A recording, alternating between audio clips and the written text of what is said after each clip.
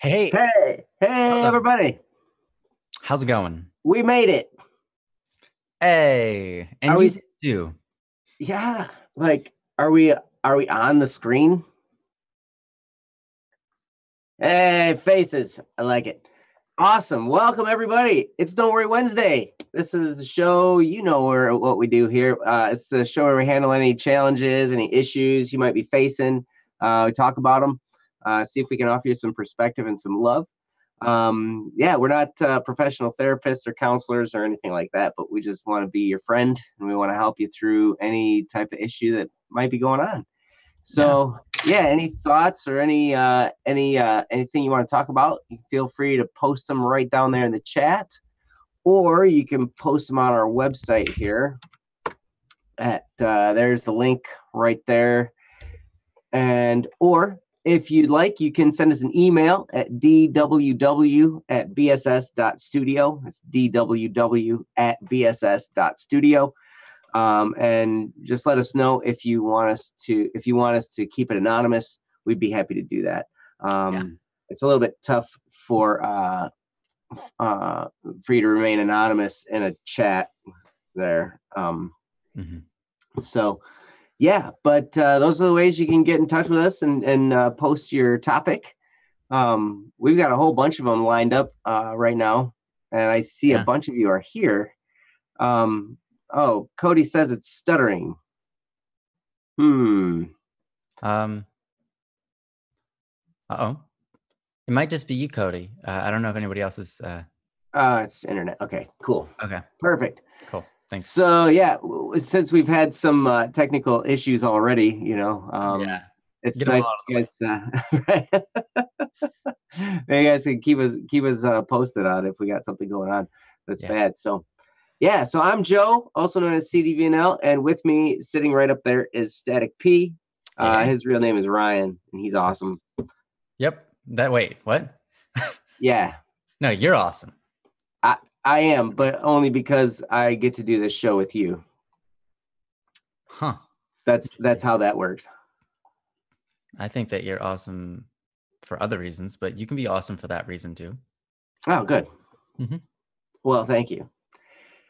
So awesome. Well, wow. Welcome again, everybody. So we should probably jump in since we have a list of a whole bunch of these topics, and we've got a bunch of you here. So, Angel, if you're here, yours is sitting there at the oldest ones. Pokemon fan, if you are here, you've got a couple in there. Yuseli, I see you are here, and you've posted one on the last stream. Yeah. We also have one from Cody, one from Charlie R, and I've seen both of your names in the chat. Are you guys still here? I would have to guess so. I think Cody, I'm Charlie sure R is still still here here. probably. Charlie R. She waddled in recently. Still Yep. here. Awesome. Still here. So Cody, I have a question for you about your topics that are posted on the website here. You've got one that says first and one that says second. Does that mean that you want us to do the first one first and the second one second, or it's like a two-parted thing, or how? What's the deal with that?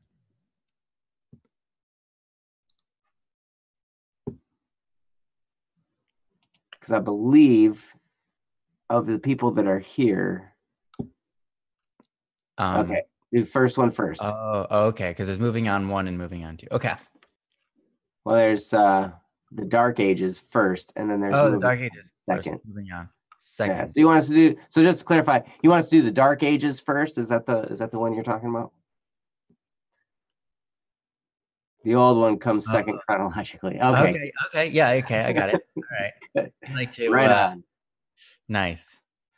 Thank you for clarifying. Also, Satura, Cherry, Kendra, I saw you here before. And if you happen to pop back in, let us know. Strawberry also is Satura. Oh, actually, no. I have an update on that. end. I was informed by Satra that if they are not there, we can still do it anyways because they go back and watch the show. But they are also known as Strawberry. Oh, wow. So they have two of them then. Yeah. Strawberry equals Satura. Yes. Okay. Well, that would be the oldest one. The strawberry one is the oldest one of the people that we can handle right now. Yeah. So let's do strawberries first then. Okay. So here is the link. I'll post a link for this topic here. I just let's see here. Boom, boom, boom. That's the noise you have to make when you post links. Boom, boom, boom. That's the one. Yes. All right. I can do that. Maybe. So, okay. So excellent. So this is called Starting Art Tips. And it goes like this. It says, "Hi guys, this is my first time posting, so I hope it goes through. I'm currently dealing with depression and worry to a level unheard of. I can't go a day without thinking of my future and was wondering if you had any tips for someone starting art." And that comes from Strawberry, who is also Satura. Okay. So that is definitely quite a thing to deal with. I know how that feels, Strawberry. So I definitely feel your pain. But Ryan, what do you have anything to say about that? Sure. Yeah. Yeah, that's tough. Actually, you're doing some good things here. I like this post because part of your solution, in a way, is in the post itself, which you probably know. When you're dealing with depression, I'm sure Joe will cover this a little bit more than my quick go at it. But when you're dealing with depression, one thing that's awesome is you can use creative outlets, not necessarily to heal your depression, but partially as a coping mechanism, but also something that can drive you forward to the future, and brighten your life up in that way. And then also that emotion that you have during depression can really fuel your artwork to be more amazing. And I'm sure Joe will have more to talk about on that later, since he has a little bit more what's the word? Great hats. Yeah, he has more great hats. What? He has more experience, that's the word, in that than I do. When I was depressed, I remember there were a couple of times in my life where I felt depression. And one of the things that helps the most is kind of just, one of the things that helped me the most was kind of just going in front of the mirror, looking at myself and say, hey, come on, do you want to get through this or not? And deciding, okay, I'm going to get through it. And then the next step was to plan out, how am I going to get through it? So the reason I was able to do that is because at that point in my life, I had discovered in part what depression is, psychologically, how it exists in our brains, as a real thing, and how to really change it. So when it comes to depression, depression is usually two habits. So your subconscious mind, it records habits and then it executes them. For example, like riding a bike, or learning how to walk. You don't know how to walk when you're first born into the world. You know how to ride a bike, but when you do those things and you do them more and more, at some point you don't even have to think about them and you can do them. You can multitask. You can ride a bike and probably eat a sandwich with one hand and have a conversation with somebody and think about something entirely different all at the same time. That's because your subconscious mind is capable of handling all of those things for you. If you're using your conscious mind, you can't do that. You can't focus on that many things at the same time. I mean, try to imagine, all right, pick my foot up, shift my weight.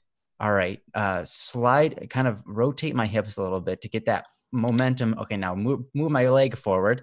All right, now put that leg down. See, you can't possibly do that. And do anything else at the same time.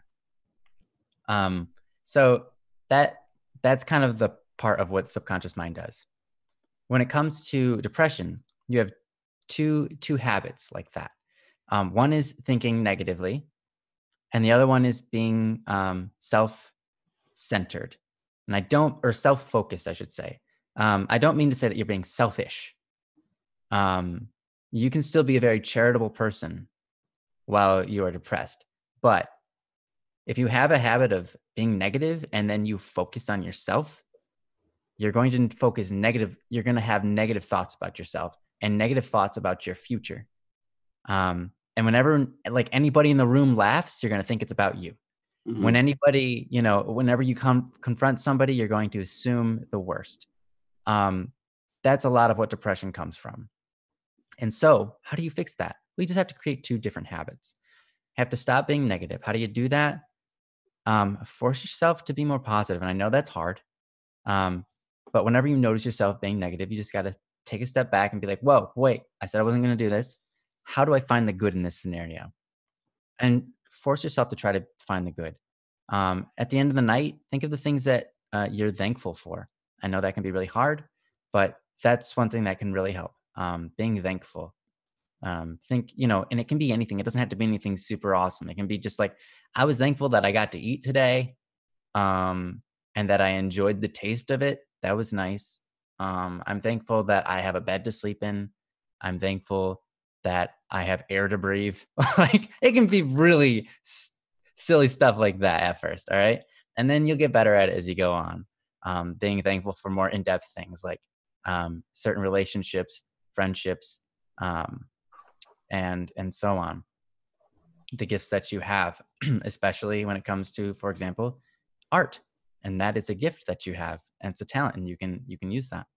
And the other one is being not so focused on yourself. Spend time doing things for others, hoping that they don't even either A, that they don't even know that you did it, or B, that they don't give you anything in return. Do things for others, hoping they don't give anything in return. And that will create in you a less self-focused mind, so that you won't be worrying about yourself all the time. A lot of depression and anxiety is a lot of worrying about yourself and your circumstance and how other people see you and that sort of thing.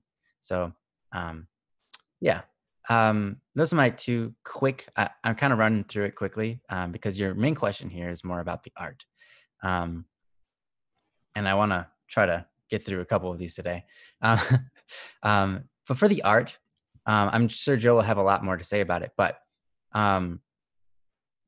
art, if you're just starting off, here's a few tips. I'm not an artist, but I'm not a visual artist, but I am a audio artist.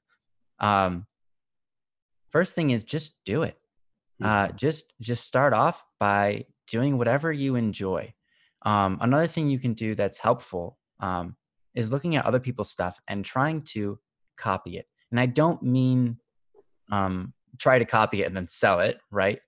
There's nothing wrong with looking at somebody else's art and figuring out how they did that so that you can master those skills too. I mean, audio artists have to do this all the time, and so do visual artists. Imagine trying to paint a glass. That's hard.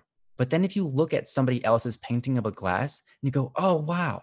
Oh, that's how they did. Interesting. Okay, I think I can do that now. Because you look at what they did, and with audio artists, we have to copy each other all the time to keep up in some ways. Like, wow, their quality is so much better than mine. How do I make my sound quality as good as theirs? You play around, you try to figure out what they did. Or, wow, they have that certain sound I like. Or, hey, I like this style. How can I do a song that's in their style, but my own song. We have to do this all the time. So don't ever be ashamed of learning from other people. And lastly, put your stuff out there. Because here's the thing: if you put your stuff out there, other people get to see it. That will fuel the reason you're doing it in the first place. Because are you doing art for no one to see it? Of course not. You want the world to see it. So put it out there. Start getting in the habit of doing that now. And I encourage you to put it on our website, Black Static and Swerve, or sorry, BSS Studio, BSS.studio. And I'm going to say that again because I said multiple different things. Website at bss.studio, under under the art section or fan art section or whatever. And we've got a really nice community. No one's gonna hate on your work. But one thing to keep in mind is some people might have like tips that you can look forward to, saying like, oh, if you do this, it might make that look better. Don't ever be afraid of those comments. Those comments are helpful. I know that they were really helpful to me when I was learning how to do music too. So don't be afraid of those comments. So yeah, and I'm just gonna let Joe handle the rest of this, because yeah. Well, you definitely set me up. You kept telling them, I'm sure Joe's going to have a lot to say about this. And I'm like, Joe's going to have a lot. Joe better have something to say about this. Yes. Well, I have experienced a fair amount of depression in my life, and as a matter of fact, there are times even now. I've gone through a lot of training myself to have a good attitude and be in a good mood and always be positive and optimistic. And even still, I have times where, there are those times when life just beats you up for a while. And it's just like, oh my gosh, like how many more of these can I take before I just fall into a funk? And so I know some things about myself that make things better or make things worse. And Ryan hit the nail on the head and with saying that part of the answer is there in your question, where you're starting art. And that is a great way to like give yourself some therapy as far as dealing with depression, because it's a way you can express your emotions through something creative. It's a way you can really like pour yourself into something, and that can be very therapeutic. I know that the best music I've ever written was done when I was in a lot of emotional pain. Those are those moments when I've written the best songs, and I'm sure it's the same for people who write stories or poetry or draw or paint or sculpt art and stuff like that. I mean, I'm sure that kind of rides along that same theme. But I will say this: if you're trying to combat depression, I do know that one of the things that you might want to do is also one of the worst things you can do, and that is lie around and do nothing. I know that is immediately what I want to do when I get discouraged and when I'm getting beat up by life and all that kind of stuff. And it happened recently. I was reminded of this again, where when I'm getting discouraged and all that kind of stuff, I was like, all I ever want to do is just lie down. I want to lie down. I want to sit there. I want to close my eyes. I want to pray or do something. And I'm not saying that prayer is a bad thing to do, because that for sure can be helpful. It can help clear your mind and everything. But a lot of times, one of the best things you can do is just get up and do something. Even if it's some jumping jacks or take a walk, or, sometimes just getting out, maybe go for a drive, do something where you're getting out of this, whatever environment you're in. Sometimes a change of location or a change of pace is very helpful. But one of the things I found is most effective is just some form of exercise, something that gets your blood moving, something that gets your heart pumping and get you breathing a little bit faster, because it's gonna move a lot of stuff through your body and help you just to think more clearly and get you unstuck in a way. So that's a really good thing to start with. But then as far as starting art, like Ryan said, just start.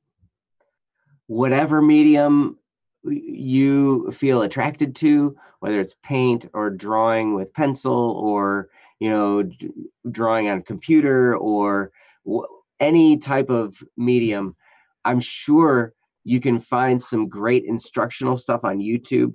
I know that as far as music production, I've found some really good instruction through YouTube. I found a really great guy, Creative Sound Lab, and I found his YouTube channel. And then I saw that he had a whole bunch of courses for sale.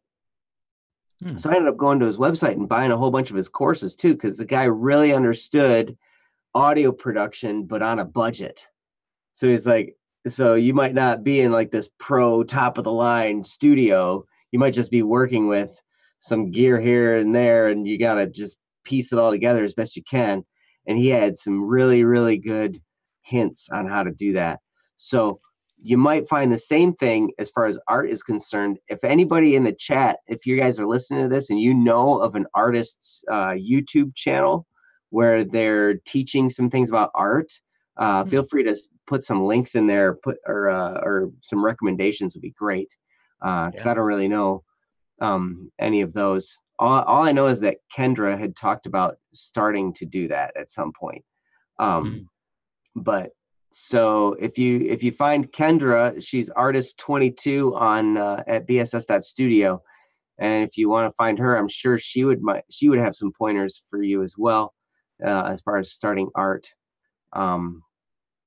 Senna says watching speed paints and slowing down the video is good for learning digital drawing. Yeah, that's awesome. Look up tutorials. Absolutely. Rainey does a lot of art on her YouTube channel, and she did a lot of the artwork for the Criminal Idol series, and it's amazing. I've watched her speed art before, and I've watched what she does, and I'm just like, oh my gosh, like all the little things she puts into just the eyes of her characters is amazing. And yeah, it's awesome to see. Sure. So I mean, that's what I would recommend for sure. And I understand dealing with depression and worry and thinking a lot about the future. Ryan really nailed it when he said, find a way to be thankful. If you can find things to be thankful for, that helps so much. And I noticed in the chat, sometimes it's just the simple things, like I'm thankful I got to eat today, or I'm thankful that, I got to sleep in a bed with a pillow, or I'm thankful for my stuffed animal, or I'm thankful for my guitar or my bongo drums, or I'm thankful for this technology. There's all kinds of stuff. So Haley can be thankful that she has a cat that's weird. And eating your shoe. Eating your shoe, yes. But there's all kinds of things. And if you just look around yourself, you can find ways to be thankful. And when you start going down that path of thankfulness, you'll find your worries start to dissolve. Even though the situations might still be there, the situations that worry you might still be there. But when you start down the path of being thankful, the feelings you have about those, you're going to feel a lot more empowered to face those issues when you start down the habit of being thankful. Yeah. So Science Rock says, be proud of small victories against depression as well. Doing something that makes you anxious takes courage, and being proud of it rather than worry about it can really help. Absolutely. Yeah. So those are some really, really great hints and tips that you might try. Ryan, did you have anything else? Yeah, I guess I'll just say a few more things. Just along the lines of what Science was just talking about. Don't be upset when you fail anything, because that's what helps you grow, right? That's what helps all of us grow is failure. Never put yourself down. You have a relationship with yourself, and you have to maintain that relationship. Imagine if you had a friend that treated you like you treat yourself. How long would you be friends with that person?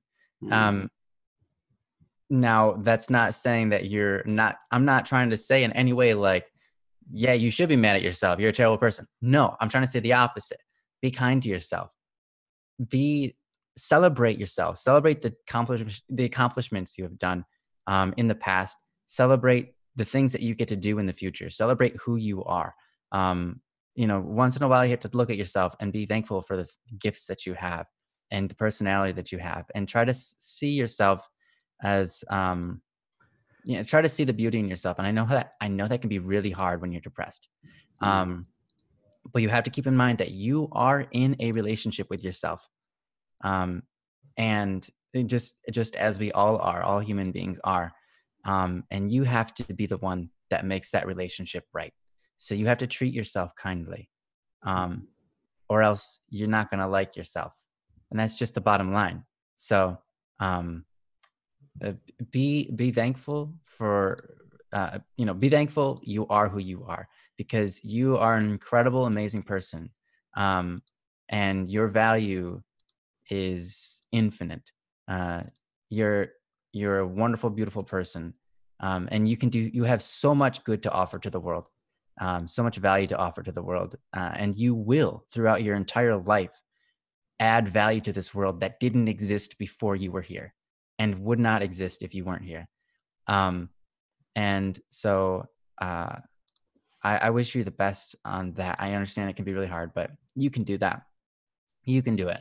And the last thing I wanted to say here is you can't go a day without thinking of your future. Good.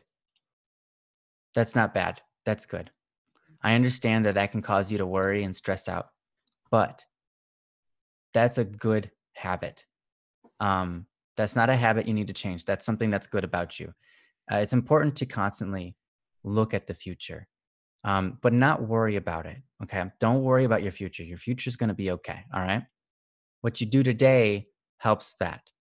Don't let your worry for the future hold you back, but you can look at the future and have that empower you and make you go, oh, let's do something now so that my future can be better tomorrow. It's a very good, important thing that you look at the future every day. You just have to kind of make that one switch and make sure that you're looking at the future with hope, not despair. Despair creates nothing. Hope creates all things. Okay? Remember that.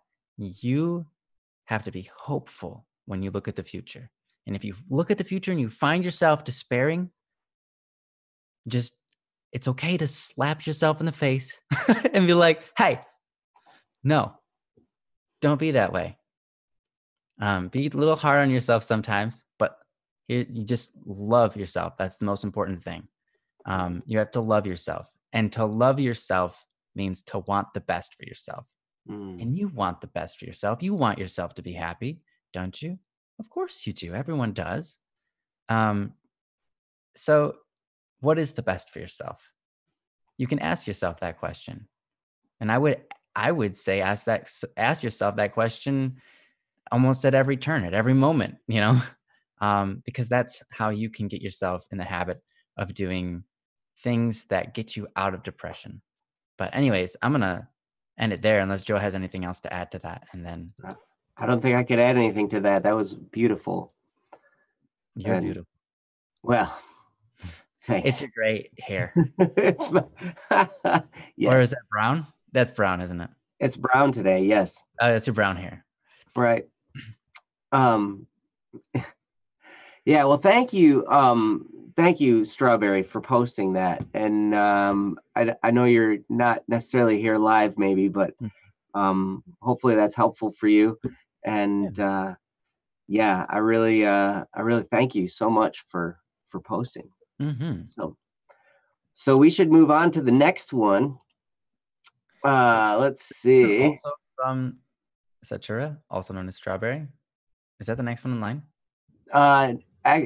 Well, kind of, but We probably ought to give someone else a shot here too. Yeah. That's fine. That's totally fine by me.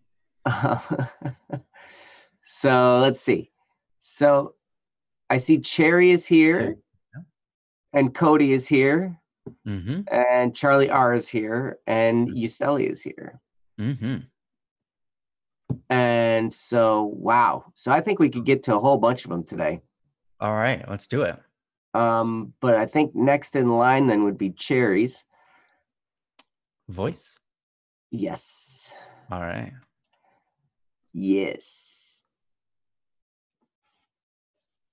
So let's see. Posted by Cherry voice, and I will post this link in the chat. Oh, you want to do the one after voice? Oh, she wants to do the other one.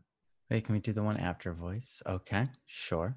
The answer is yes. A fragile heart slowly shattering. We almost couldn't do it because I almost posted the link. And once the link is posted, there's no turning back. It's impossible. It's literally impossible. Yep. It's against physics and science. Yep. But there is the link for Cherries. And this is called A Fragile Heart Slowly Shattering. And it reads like this. Debated whether I should actually post this or not, because it seems too small to me, but I guess I can include some other things in here too that we have to deal with the subject. I have no friends, no one. I lost everyone. Every day feels so lonely. Why can't I go outside and make friends? I live in the middle of nowhere, and I'm not exaggerating either. All that surrounds my house are woods, and they aren't even fun to explore because it's just rows of trees with spiders everywhere. No mountains to climb like there was when I lived in New York. I still miss those times. I can't make friends at school because I've already tried in all my classes. People either A, avoid me, B, aren't interested in me, C, talk to me once and then never again despite my efforts to converse with them, or D, I'm not interested in them despite getting to know them and we have nothing in common, or in most cases they're under bad influences such as obsessive over drugs and or NSFW things. I've tried every single class, but there's no one that doesn't fall into that category. What about Discord? Well, I'm banned from Statics. Everyone left me or ignored me and still ignores me despite me asking and saying everything I can to get them to talk to me. And all the servers I'm in are dead. Once again, despite my efforts to converse. I literally have nothing and no one but books and the DWW live streams. And that's not enough to keep me from what I'm about to go into. Also, I'm not interested in video games that much anymore, partially because I have no one to play with, but also I have just grown tired of them. I'm lonely, which leads into recently, every day gets worse and worse. I try to be negative about it and say things can't get worse, but they still get worse. I try to be positive and say maybe things will get better and life sets up the perfect opportunity for a happy ending. But then I blink, and all of a sudden, the darkness has voided out any light and hope that I once had. Things still get worse. Everything continues to feel heavy. It gets so heavy and hurts so much, but there's nothing I can do. I feel so helpless, and no one helps or notices or even seems to care. Everyone says I've lost my chances and that I've hurt them. I don't want to hurt anyone. Things get so heavy, I can't help but cut myself over and over and over and over. Each time I make sure to cut a little deeper. I can't seem to control it. If I could only have friends and only have someone to take care of me, if I could only just be a part of a loving group of friends, that'd be enough to stop the cutting, but that won't ever happen. All bridges have been burned after all. I can't stop cutting because everything hurts. I can't help myself and no one will help me. All the solutions I've been provided with, such as distract yourself or read a book or draw or write a story, are only temporary solutions and don't help in the long run. When it's all said and done, it just makes me feel even more lonely when I have no one to share them with. My stories are naturally dark because I find beauty in pain and suffering, and part of me enjoys heartbreak and sadness, as well as all other emotions, and I like that about myself, because I know that from despair blossoms hope. My question is, How do I fix loneliness when I've already tried everything that I can do? Naturally, I enjoy online friendships because my family moves frequently, very frequently. And if I have friends online, I can keep them no matter where we move or how many times we move. And that is from Cherry.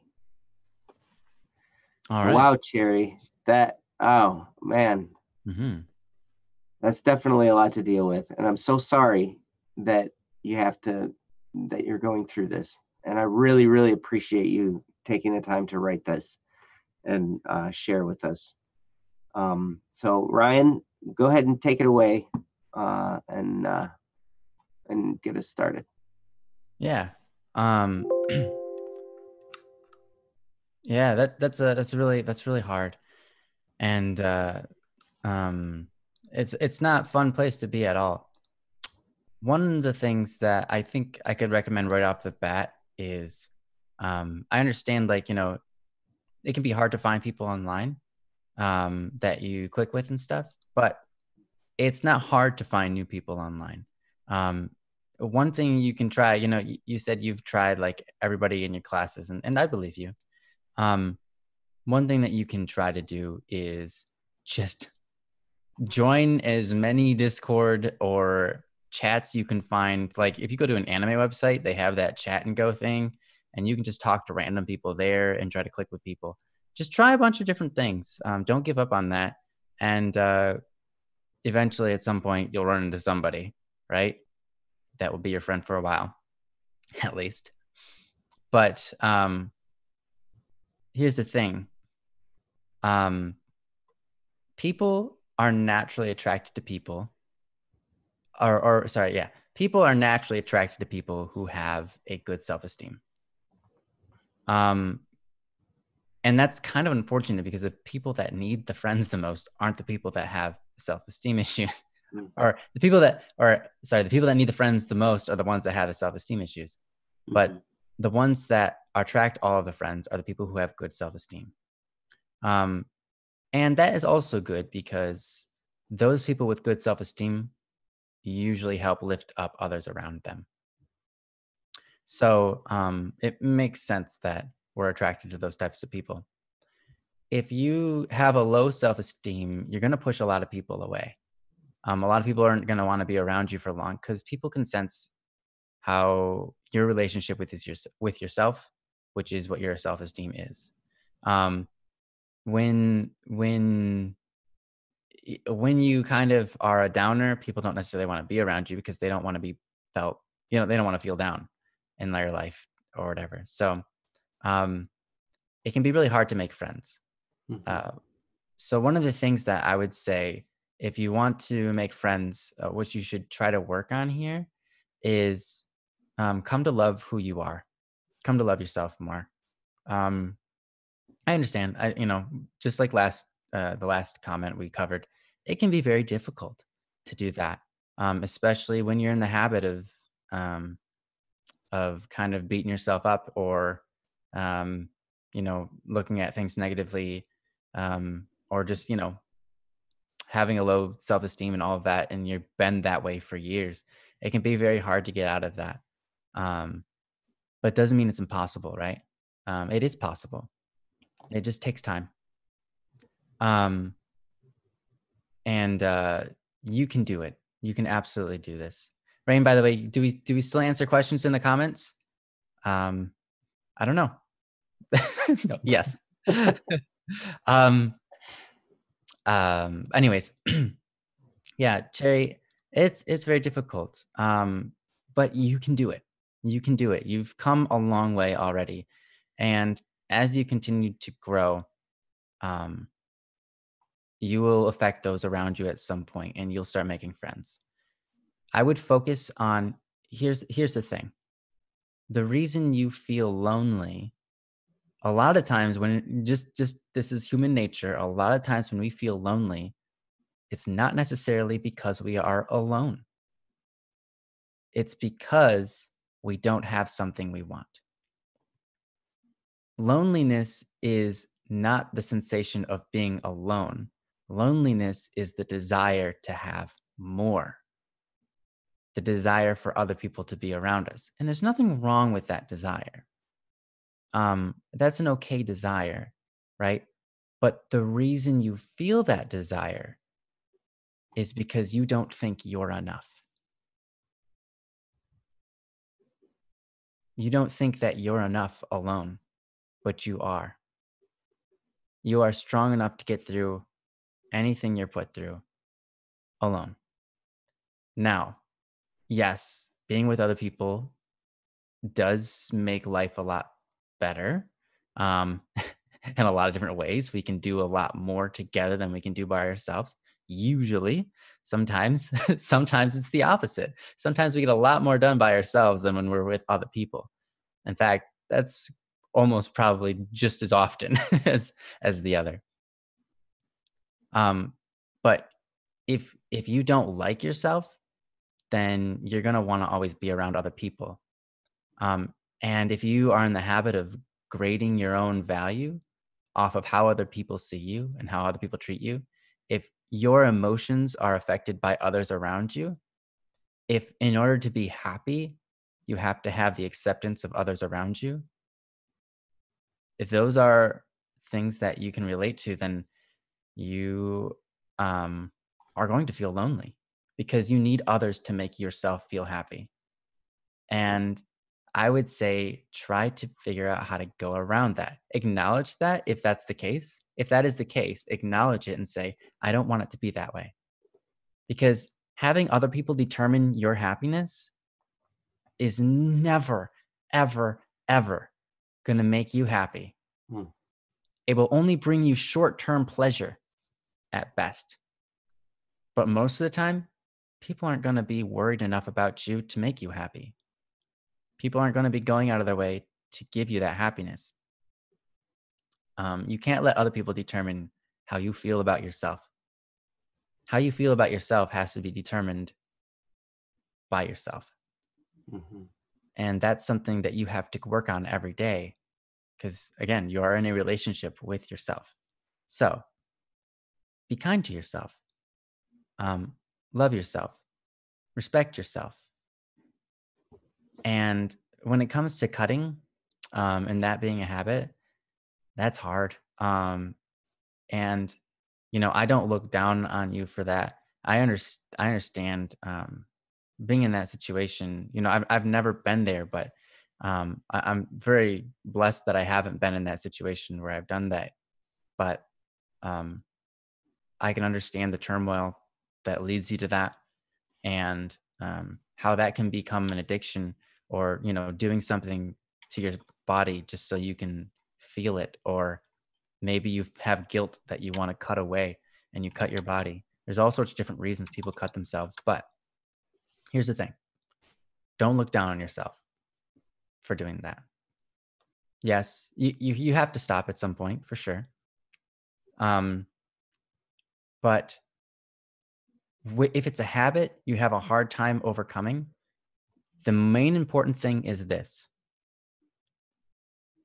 hold off from doing it. And every time you hold off from doing it, celebrate that. Even if you only hold off for like 2 seconds longer, right? Celebrate that you held it off. Okay. Don't, and you're going to, when you cut yourself, you're going to have that guilt. Okay. That's just how it is. You're going to have that guilt because we're not designed to do that. That's not up to our, that doesn't meet our human dignity. That falls much below our human dignity. That doesn't, we are too valuable to just cut ourselves, right? You're going to have that guilt. And that guilt will come, either right after you do it, or maybe an hour later or whatever.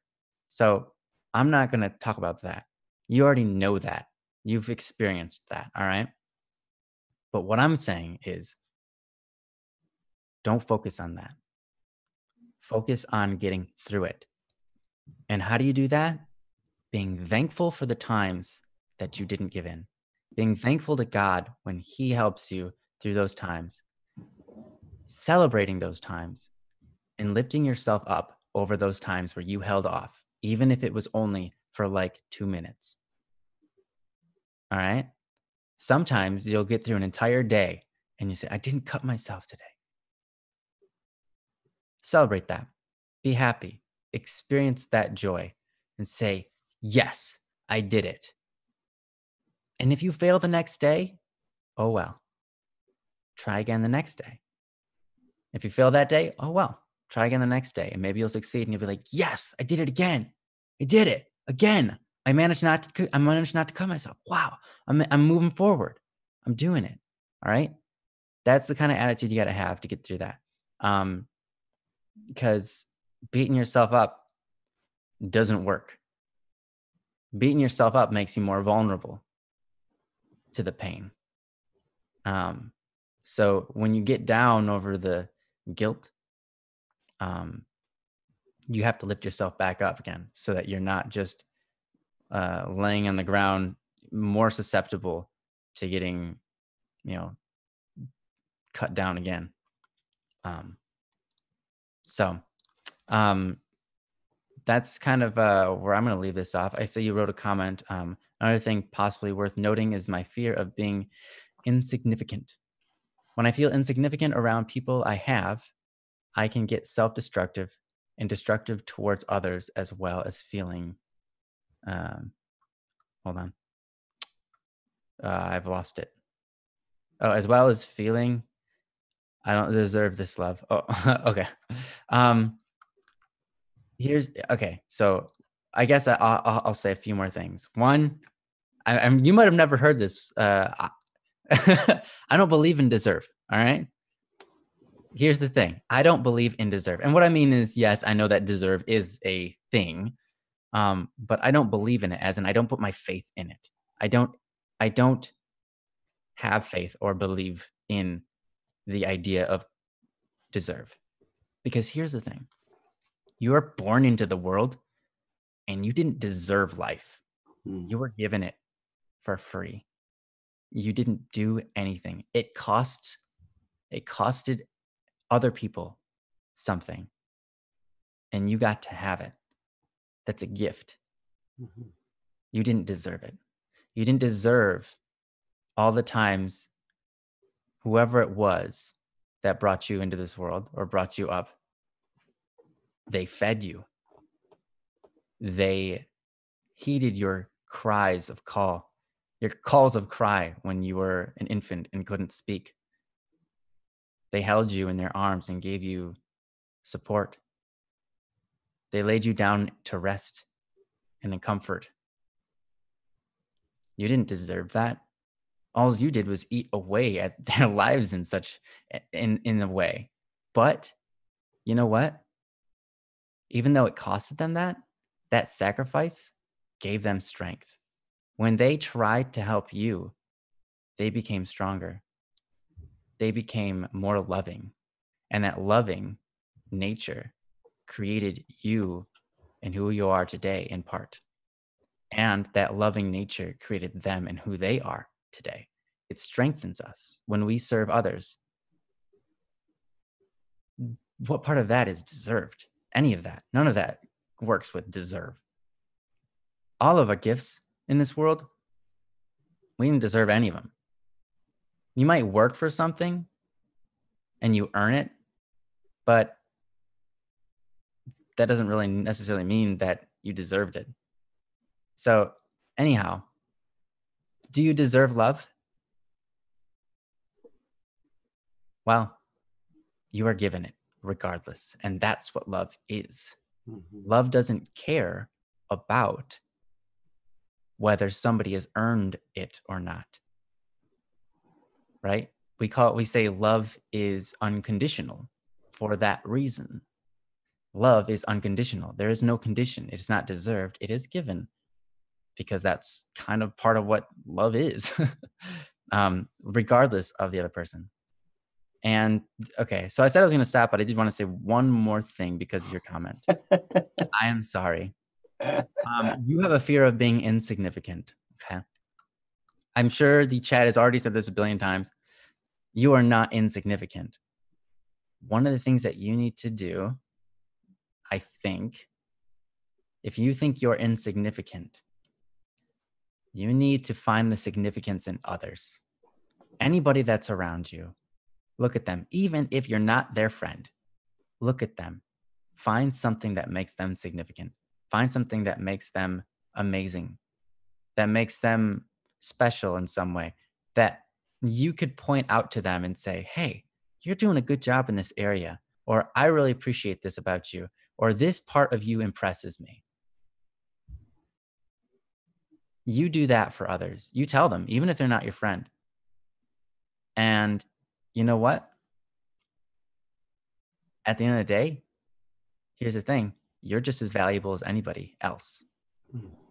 When you can call other people amazing, then you have to be able to come to terms that you're equal to them. And that makes you amazing too.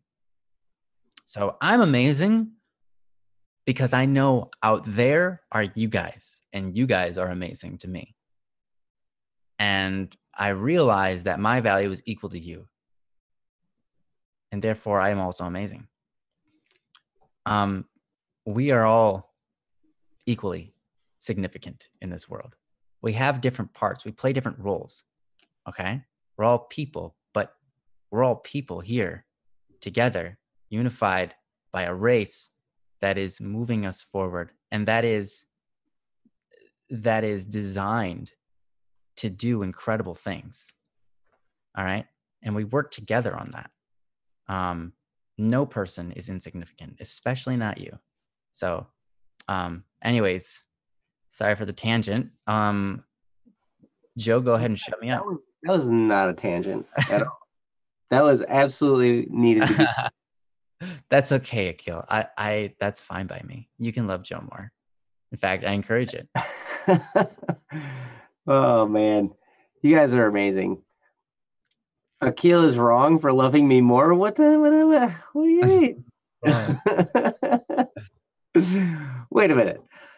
No.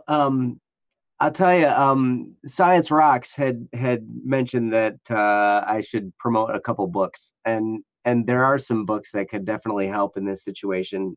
For all the different aspects of what's going on. I'll mention them now.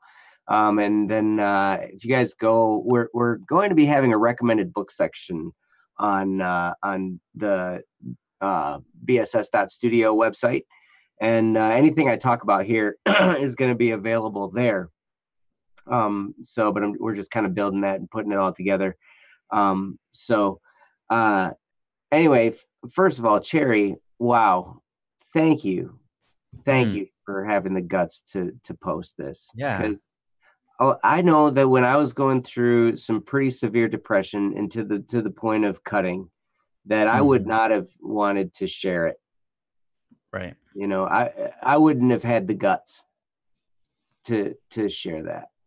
And so I can't tell you the respect that I have for you, because you had the courage to express this and to call out for some help, because sometimes that's the hardest thing, because we get into this situation where we're depressed and we feel bad about being depressed, and then like we're doing things we know aren't necessarily good for us, and we feel bad about that too. And so I remember just being overwhelmed by all the guilt. First of all, I was upset with other people, and then I was upset with myself because I was feeling a certain way that I knew wasn't right. And then it just spiraled down. And for you to share is incredible. So thank you so much. And I want you to know that you are loved here. I know I've never met you. I know I've never seen you face to face, but I love you. And I know Ryan does. And I know the people in the community, in the chat here. I mean, everybody, there's been so many people offering virtual hugs and everything. I mean, it's wonderful to see. Thank you guys all for surrounding Cherry with the love and the hugs, because that can make such a difference at a time like this.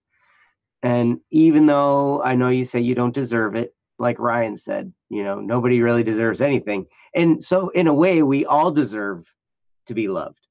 You know, in a way, since none of us deserve it, we all do. Yeah. So but I understand how you might be, I understand how you might have this, mixture of feelings from maybe being angry at the fact that you have to move a lot. So you never really get a chance to make any real friends where you go. And then also the different experiences you've had on different servers. I can understand you being upset with the people that ran those servers that then, with whatever happened to make you feel alienated in those situations. I would definitely feel upset with those people, and upset with the people at the schools that, I mean, you've tried and you just can't make a connection. There are a lot of people that I personally, in that situation, would be directing bad feelings toward. Like, I would be upset with a lot of different people in your situation. And this isn't ever easy to do, but the pathway to healing in this type of situation is always going to be forgiveness. And so I would encourage you to take steps in that direction. I mean, sometimes it's beyond anybody else's control, but we still need to learn to forgive. If we feel slighted by somebody, or if we feel hurt by someone, the way we're eventually going to heal from that is to forgive them. Mm-hmm. And ourselves as well. And that's the hardest person to forgive, when we can't forgive ourselves. That's the hardest. At least it was for me. And I know a lot of other people who say that same thing, that, I can forgive other people a lot easier than I can forgive myself. But understand, any steps you take toward forgiveness is going to help you heal. And then you can feel a peace and a contentment that you may not have felt in a really long time.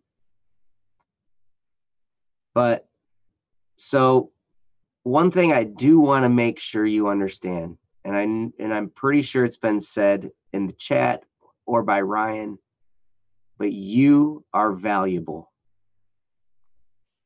You are infinitely valuable, in fact. And you are an anomaly, because there has never been anyone like you before, and there never will ever be anyone like you again. You are absolutely unique and have infinite dignity. Mm-hmm. And in that way, that's when I would say you deserve to be loved, because you have that infinite level of dignity. Even though you're absolutely right, Ryan, that we don't really deserve anything. Stuff just comes to us. We didn't do anything to earn, most of what we have. But so I would definitely take some steps in that direction. If you can find somebody to forgive, or forgive yourself, that's going to make great headway along this journey for you. And then also do the things Ryan was saying. A couple of resources that can help. Books. As far as getting to know people and talking to people in a way that draws them to you, so you don't have to face this loneliness. Some of those books would be, the most powerful one for me was How to Have Confidence and Power in Dealing with People by Les Giblin. That one made such a huge impact on me in the way I understood people, the way I could talk to people and listen to them. I mean, that made such a huge impact in the way I interacted with people, because when I read that, my eyes were open and I was like, I have been doing this wrong my whole life. No wonder I only have like 4 friends, and the rest of the world, I feel like I'm enemies with them. Mm-hmm. That was just the way it was. And the people that I was friends with, they were like the super laid back, easygoing people that could be friends with anybody. Yeah. That's how you're welcome. No. Thanks, Ryan. I wasn't one of those people, but as one of those people myself, I had those friends that nobody was friends with them except for people who were like me and just like, we'll be your friend because you're our friend. And Yep, that's amazing. So, but that's one book that slapped me around across the face and was like, okay, you need to fix something. Another one in that regard is How to Win Friends and Influence People. But these books were written, 50 plus years ago, but human nature hasn't changed. Hmm. So even though some of the topics in there are kind of outdated, the actual information and the techniques and all the stuff, the stuff to think and learn, they will never be outdated because the human nature will always be the same. So that will help you with interacting with people. As far as dealing with the depression, I would encourage you to find any book by an author named Og Mandino. I will post it here in the chat. Og Mandino. And I would start with The Greatest Miracle in the World. So if you can remember the word miracle, then look up that book, because most of his books are the greatest something in the world, the greatest salesman in the world, the greatest amazing thing in the world, the greatest thing in the world, the greatest every whatever, the greatest owl in the world. The You greatest know, whatever. I yeah. like that. But the greatest miracle in the world, I would start with that. And they're really short and they're written as stories, so they're super engaging. And what Og Mandino has a way of doing is reaching inside your heart and helping you feel at peace and helping you understand that really whatever I'm going through, it's not so bad. Yes, it might hurt. But as you said in your post, Chair, you find beauty in pain and suffering. And there is beauty in pain and suffering, because there's a way that we can offer that. We understand that through pain comes something better than would have existed ever before that. When bad things happen, it's kind of the pathway to things that are better than they ever have been. It's a really interesting dichotomy like that, but I'm telling you, it's kind of the way things go. So definitely pick up that book, The Greatest Miracle in the World by Og Mandino. It's short and easy to read, and I know it made a difference for me when I was dealing with some low feelings. So Cherry, I hope some of that helps. I don't know what else I can say except for I love you 1,000 more times, Yeah. because and you're always welcome here. You're always welcome at BSS.studio. Mm-hmm. You're amazing, and I'm so glad to have you here as a friend. Mm-hmm. And so that's what I have. Ryan, did you have anything else? Jerry, you said that you have a Discord, so if you want to message me, feel free to message me anytime. I'll get back with you when I'm available. But we can It have a it, chat. it said she's been banned from yours. Yeah, she's been banned from my server, but doesn't mean we don't love you. I don't know what the circumstances were. I don't know if you're a familiar face to me or not. I don't know why you were banned or anything. Even if I knew why, I wouldn't care, um, because love doesn't care about that sort of thing, right? Um, there have been multiple people who have been banned on my server who I continued contact with, and who Senna has personally continued contact with to just give love to. Even though they can't be on our server, doesn't mean we don't like them.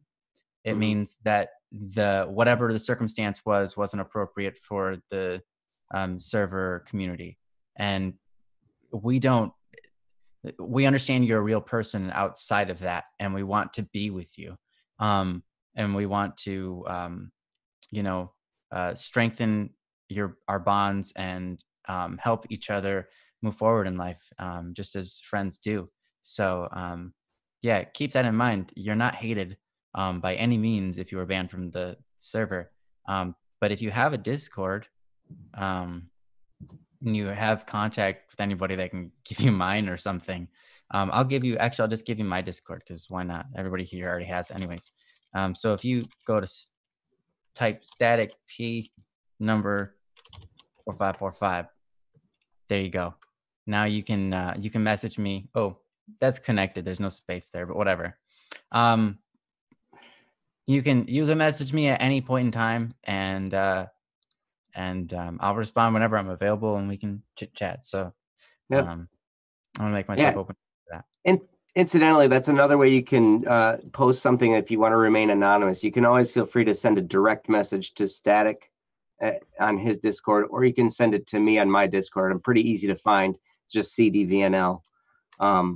So I don't remember my number, but yeah, either one of us, you'd be able to do that. Minnie, you can send me memes. Yeah. I'll still love you. Maybe a little less, but no, I'm just kidding.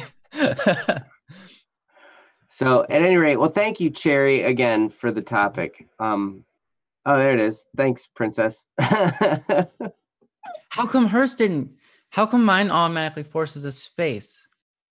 You don't have a space? Huh? You don't have a space? Oh, does yours say static P number 4545 without the space in between? There's no space. Mine there's a. That's weird. On my screen, there's a space. That's weird. That is weird. It's a visual error, apparently. Maybe because my name is Static P, and so it spits that out to say, "Hey, you've got a personal message" or something. Mm-hmm. I don't know. Anyways, yeah. Okay, never mind all that. Yeah.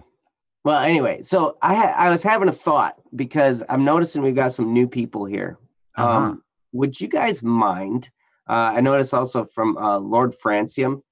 Hey. I think if that's how you pronounce it. Welcome, Lord Francium. And notice you said you'd only have a few minutes left. Would you guys mind if we handled that one? I wouldn't mind at all. I mean, I know some of you guys have been waiting for a while. Yeah. But you know, sometimes it's I know some of you guys have been here and you've had other issues that we've talked about. Would you guys mind if we handled Lord Francium's? I like that name, by the way. It's a cool name. Mm-hmm. Akil says it's all right. Rain went to sleep. Rain went to sleep. Yep. Okay, cool. So let's handle this one because we got a limited time on this one. So okay, let's go with that. So all right. Lord Francium says, and its topic is called feeling less than others. And there's the link. And I gotta post it here too. Did you post yourself on? Yeah, they did. That's awesome. Yeah. Went to the website and posted it there. So welcome to bss.studio. And Lord says, hello, this is my first time writing a concern. So yeah, I have high functioning autism and I've learned to manage it for the most part, but I feel sort of lesser than human by other people because I'm too weird to be considered normal, but too normal to be considered autistic. So what happens is I feel like I can never keep my friends for long, and that what will eventually happen is that I will become alone. That is my concern today. Ouch. Wow, Lord Francium, I feel your pain. That is a tough spot to be in. So Ryan, kick us off. Yeah, wow. I feel for you, man. I'm sorry. You know, it's interesting because you have you have high functioning autism, which makes you kind of in this interesting gray area of, like you said, quite normal, but also autistic. I've had a couple of autistic friends throughout my life, and I don't really talk to them anymore. And I don't mean to say that to scare you. I don't talk to them anymore because we just simply, you know, as humans, we go from one place to another. Our lives move and they change. Sometimes we're involved with certain things and we meet certain people in that community, and then we're not involved in it anymore. We don't meet those people anymore. For my case, one of them was I used to go to school. I don't go to school anymore. Another one was I used to go to a church where there was an autistic kid, and I don't go to that church anymore because I moved. And so there are many times in our life where we end up losing friends, but then we always end up gaining new ones, usually. But here's the thing: whether you do or you don't, you live on. It's pretty normal. I understand when you're a kid, you grow up in school and you meet all the people you meet there, and that's your entire world. But once you get out of that and you start actually going out into the real world, um, and you get a job, or you have your specific activities that you like to do. Maybe you join like a bowling club or whatever. You go do your own things. You meet all sorts of other people, and the people that you grew up with might not even be in your life anymore. And that's very normal. And that's okay. It's okay. Um, it's very normal and it's okay. So, my point is don't give up hope, and understand that what you're going through is pretty normal. Whether you are autistic or not, um, what you're going through happens to a lot of people, most people in school, especially. It is, and then even more so once they leave school, it happens to pretty much everybody. I know very few people who actually are still friends with their friends that they were talking to in school. I don't mean like they're still friends. I mean, they talk to, I don't know anybody that talks to their friends from school regularly, like 10 years after school, you know, or even like 5 years after school, unless they went to college with them. So don't be afraid of finding new friends and moving on from your old friends. Obviously, the friends that you had, that's important. They made an impact on your life and you made an impact on theirs. All right. That's incredibly awesome and super valuable and a beautiful thing. Always be thankful for those experiences that you got to have. But don't be afraid to move forward, and don't be worried. Don't be saddened or sorrowed too much by the concept of moving on. Okay. Mm. Um, because again, that happens to all of us. Um, for being autistic, it's kind of interesting.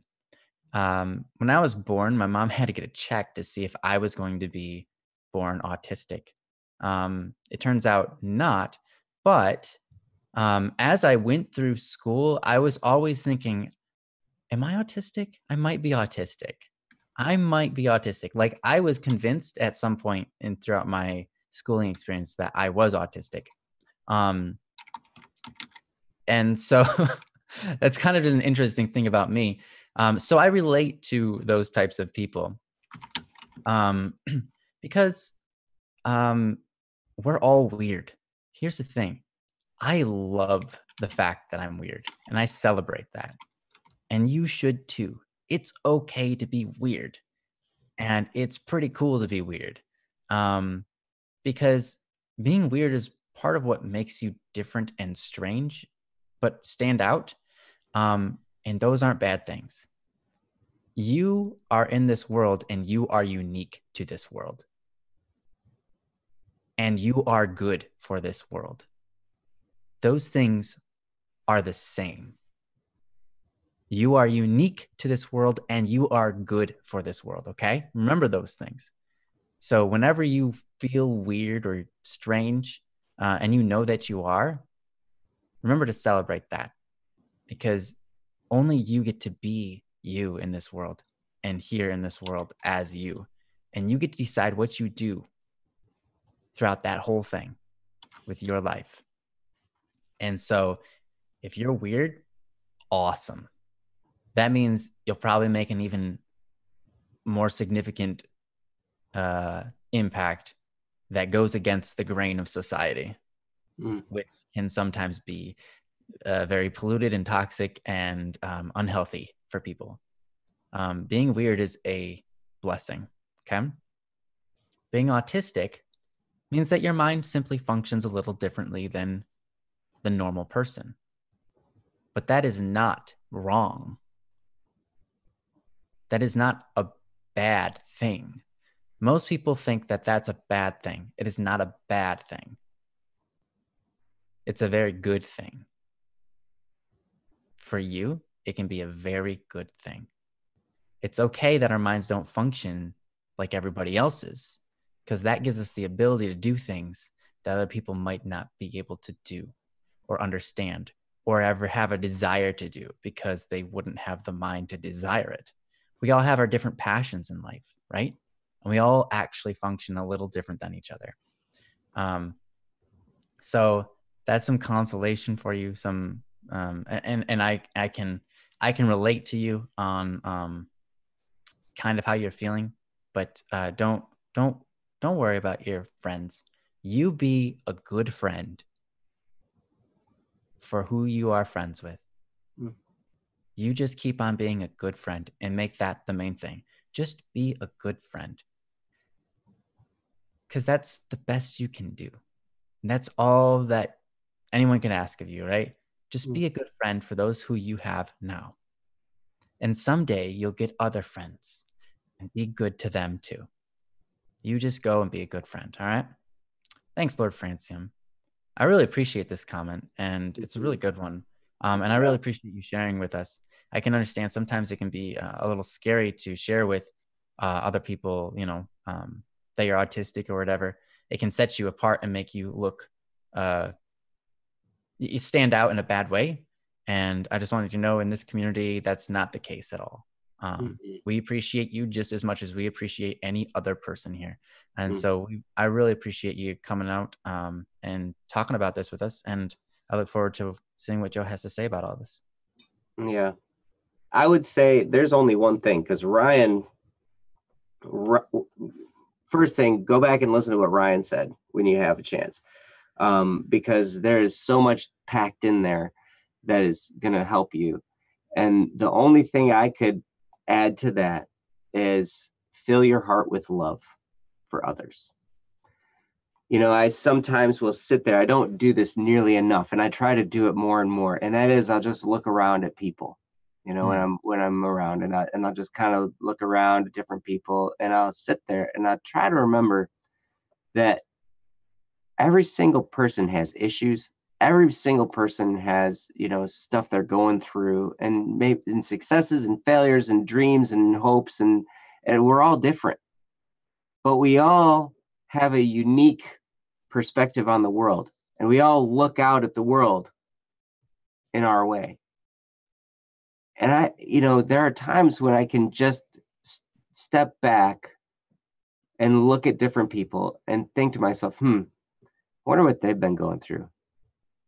Yeah.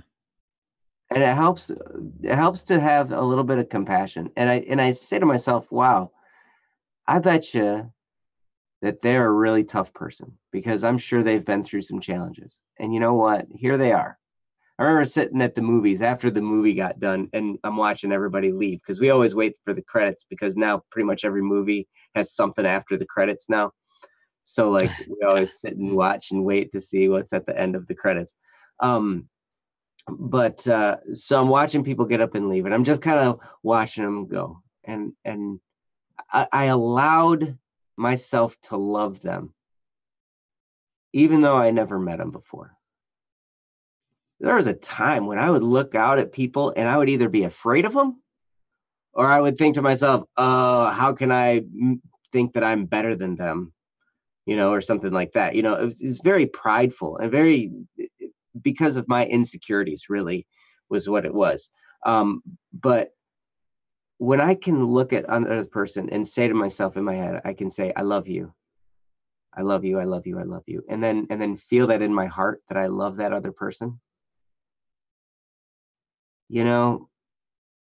That makes such a huge difference. Mm-hmm. And it makes such a huge difference when you interact with anybody. If I can think that, and then I go out into public and I'm walking around, I find people smile at me. And I think the only reason is because I just have this content, happy look on my face. So they look at me, and then in response, they smile back. So if you can remember to do that, wow, that can make such a huge, huge difference. Yeah. So that's all I would add. And I tell you, I hope you got to hear that before you had to leave. But yeah, that's the only thing I can add to what Ryan said, because he really nailed it. So thanks, Lord Franson, for posting, and please come back and come back and hang out with us again. Mm-hmm. Yeah, what Joe said is super important. If you're worried about making new friends, just love on people. Just tell them that they're amazing, be around them and support them. But yeah, that's it. Cool. See you later, Francium. Thanks for sharing with us and for spending some time with us. Hope to see you again. Yep. So we're on a roll here, man. We're gonna do good. We can do a bunch more. I think we could even do a marathon. I think I feel it coming on. Rain Knight. I know that Rain Knight gave one too, and I think they have to go as well. But they actually stuck around through that time. Rain Knight, is it are you short for time? And it's time sensitive because they're talking about something they have going on tomorrow. Ah, okay. All right, I'm going to pose 2 more questions. Nice. All right. Well, yeah, because I think this is the first time Rain has ever posted too. It's the first time I can remember. Yeah, Akil, that's so true. You just smile at strangers, and most of them smile back. It's really cool. Yep.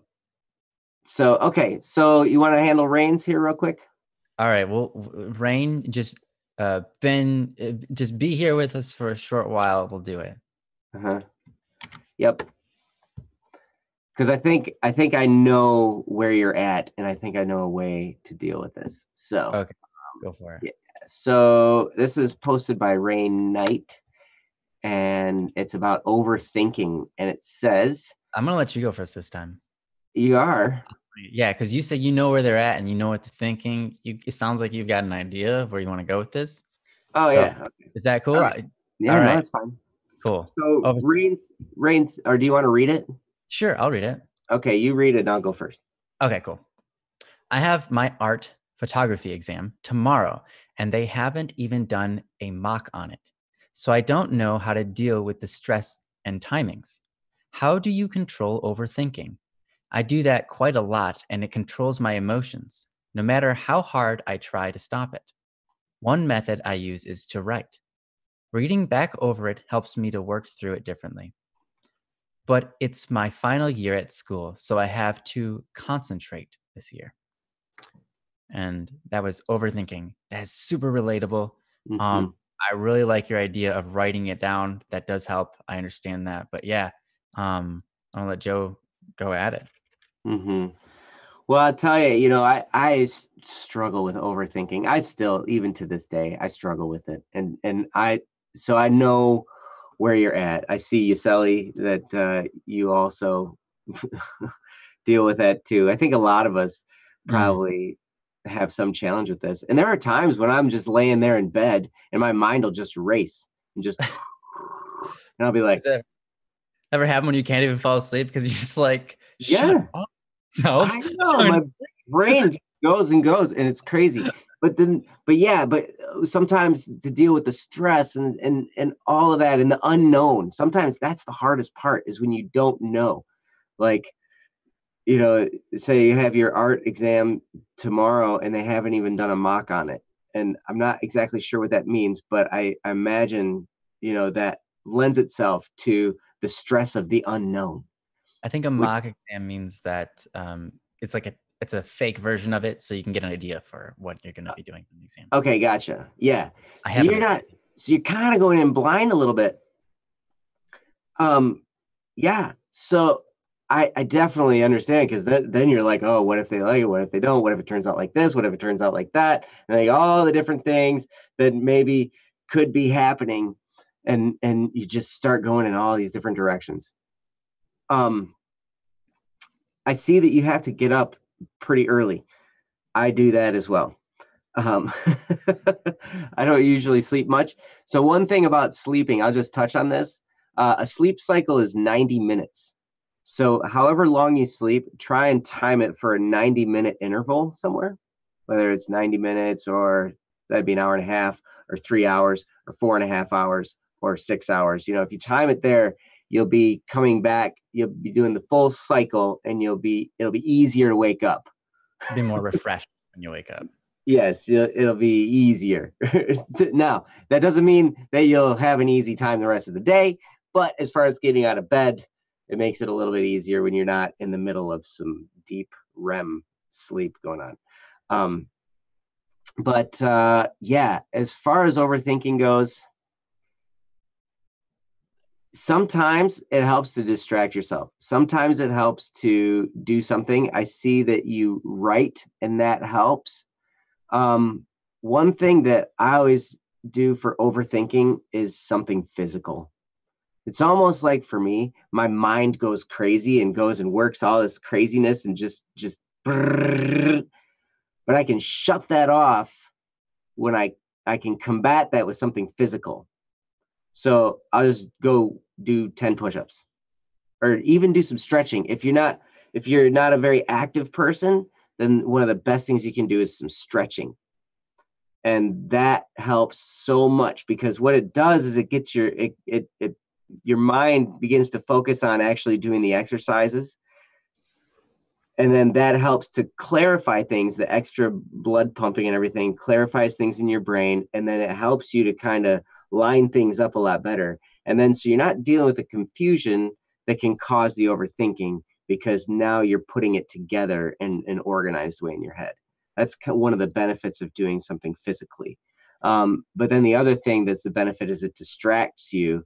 So then you're not thinking about the thing, and your mind's not racing in that direction anymore.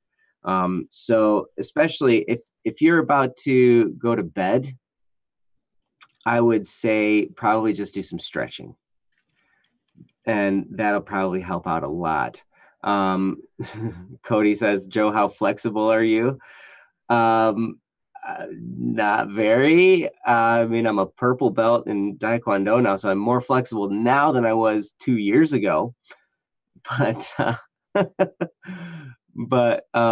Rain Knight says, not an active person at all. That's totally fine. So I would recommend doing some stretching your arms, touch your toes, maybe just do some basic, shoulder across the chest stretching, and then maybe behind your head stretching, reach up really high and stretch, and then touch your toes.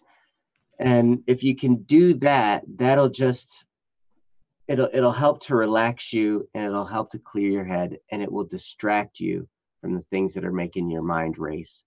So that's pretty much what I have to help with the overthinking. And plus, I know you got to go to bed. So I'm going to turn it over to Ryan and let him go next. Yeah, I can understand overthinking. I don't usually do it too much on tasks or tests. Those things don't bother me. One thing I usually just tell myself is this: I'm going to do a lot better in the moment if I don't stress about it now. Here's the thing for me. Let's say I have anxiety over, I'm supposed to do like a speech or something, right? I'm supposed to get up in front of the class tomorrow and give a speech, right? If I have anxiety over it, the best thing I can do for myself is don't write anything, and just trust myself when I get up there to be able to say the right things. Because the thing is, if I'm reading from a piece of paper, I'm going to be like, oh, I'm going to have to read every word correctly. And it's going to be nuts, because I'm doing even more now because, okay, so like I'm actively pursuing my worry when I'm typing up my piece of paper before the test, because I'm actually physically doing something that's in line with it. So if I don't like, or here's another thing. If I have to make a phone call, right? If I have to make a phone call and I'm a little bit anxious about making the phone call, if I try to sit there and go, okay, I'll start with saying this, and then I'll say this. And if they say that, then I'll say this. It gets me more stressed out every single moment I do that. The best thing I can do is just say, I'll just make a phone call. Call. All right. Because here's the thing.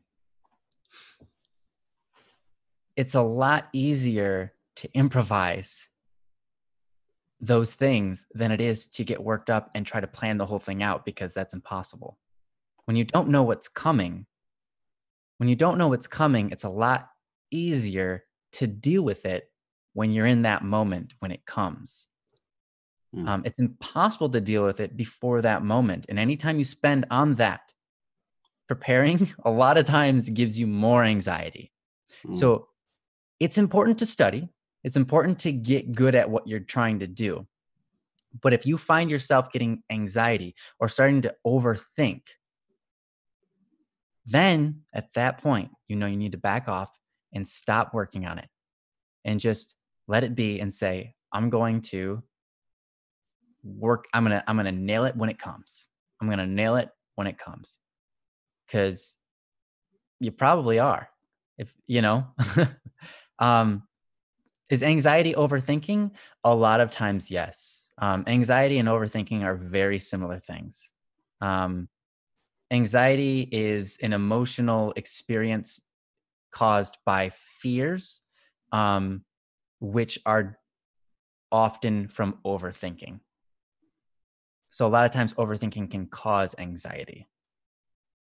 So yeah, if you start getting emotionally affected by your overthinking, because you're worrying and stuff, then that's a subtle form of anxiety.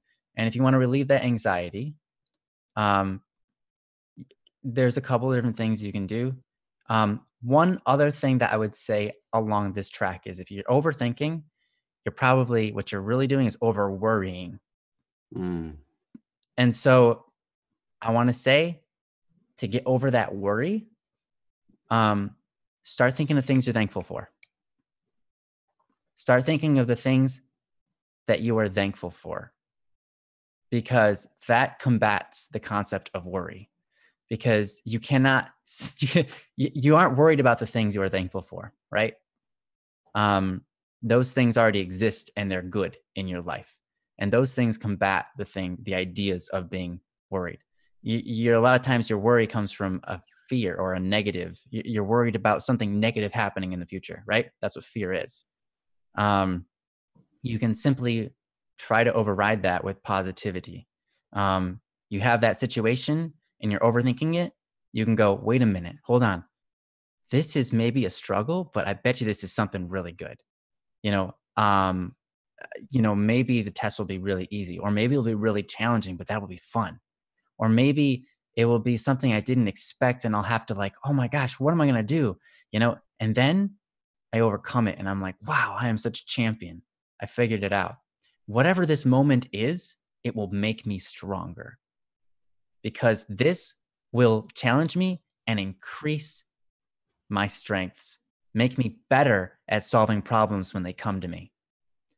So try to fill that void or fill that fear with positivity instead. Yeah. So you said, it might have triggered it harder when I'm overthinking. Yeah. Yeah. When, you said you have anxiety. Yeah. Okay. Sure. That makes sense. Mm-hmm. But yeah, overthinking can definitely cause that. So, that's all I've got. Hopefully some of that is helpful, and can maybe drive you in the right direction. Remember that your future is nothing to be afraid of. It's something to look at with hope and a desire. You should always be desiring the future. Don't be fretting it. Don't be afraid of it, because it's going to come. Mm-hmm. And the main important thing, I've said this a million times, but I've never seen you here before, so I'm going to say it again. How you see the world is how you're going to feel living inside of it.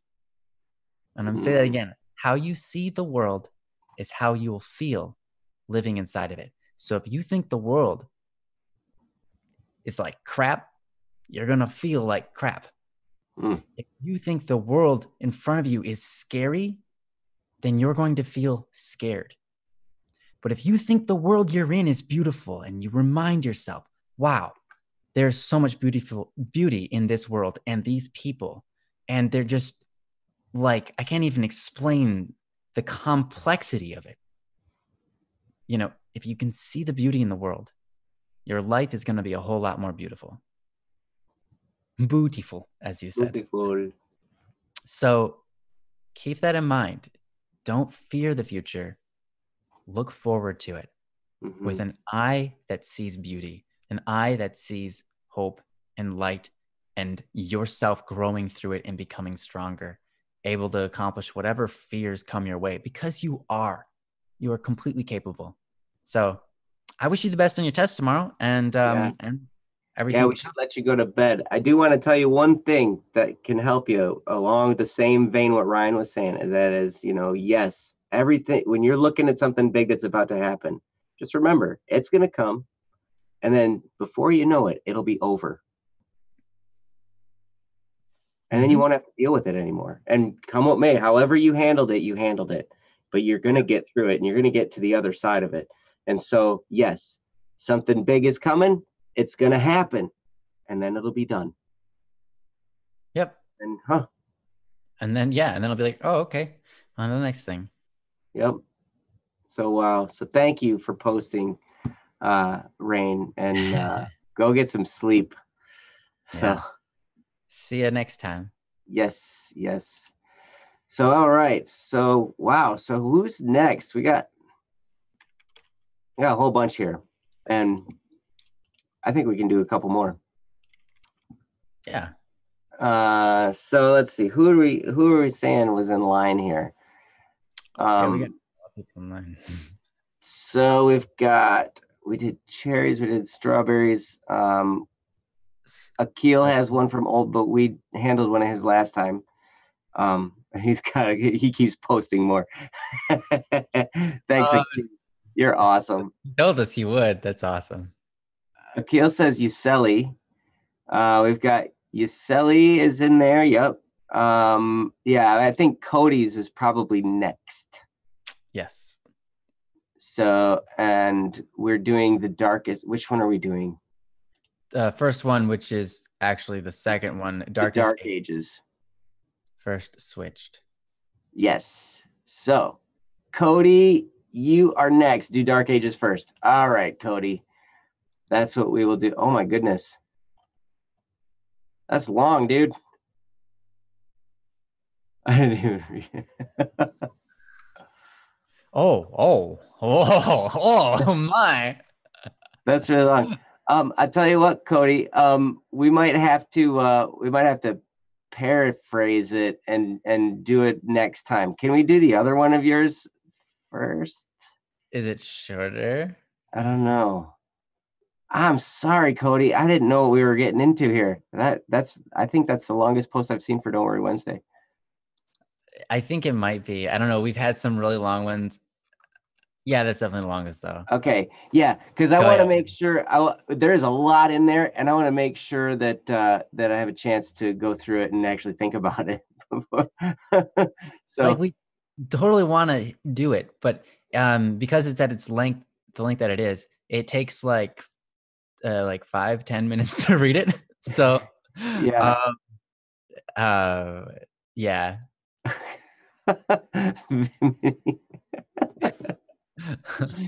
Oh wow, you guys are amazing. All right. The shorter one instead, please. I know that's horrible. But yeah, it's no problem, Cody. I just wanted to make sure we do it justice. I didn't want to get into it and miss something and that kind of stuff. So no problem at all. But I may, when we read it, we may paraphrase it a little bit to read it. Here's something. If we could, Cody, we'll do this one next time. All right. We will on our own time read through this. If you want to put at the end of this what the question or the thing you want advice on is specifically, like at the end of it, just say, so in summary, can you help with this or something along the lines of, or sometimes you do not necessarily even have a question, maybe you just want emotional support, but whatever you can summarize in just saying, can you give me advice on this particular aspect? Because that could help us a ton.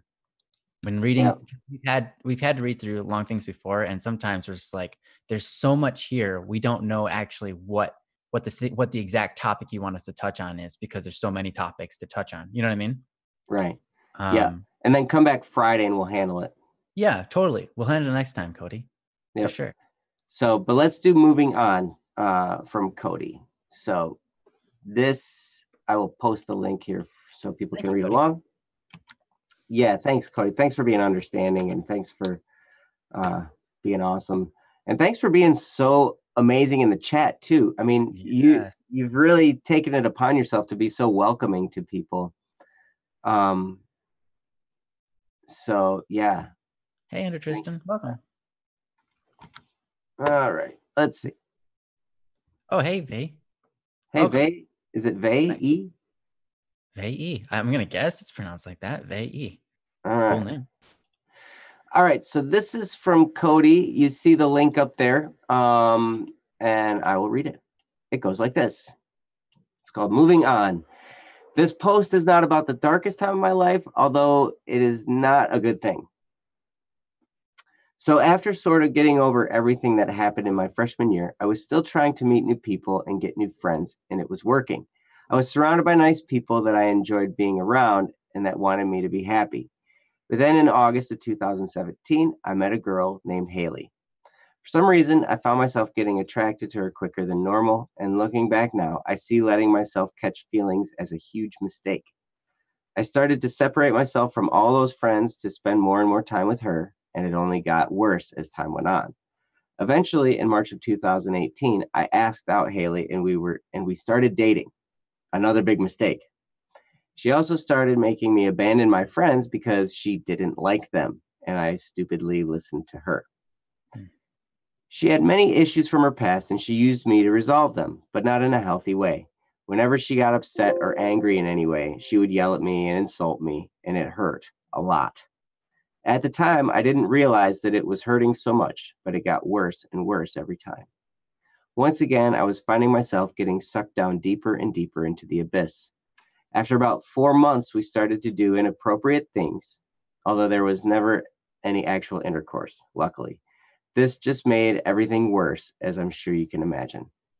My emotions became more intense and fluctuated more often, making me incredibly unstable and leading me to get angry at the few friends I hadn't abandoned. Sometimes, when it was a particularly bad day, I would lose my temper and yell and scream back, which made her cry and made me feel even worse because once I calmed down, she would yell at me again and tell me how much of a horrible person I was.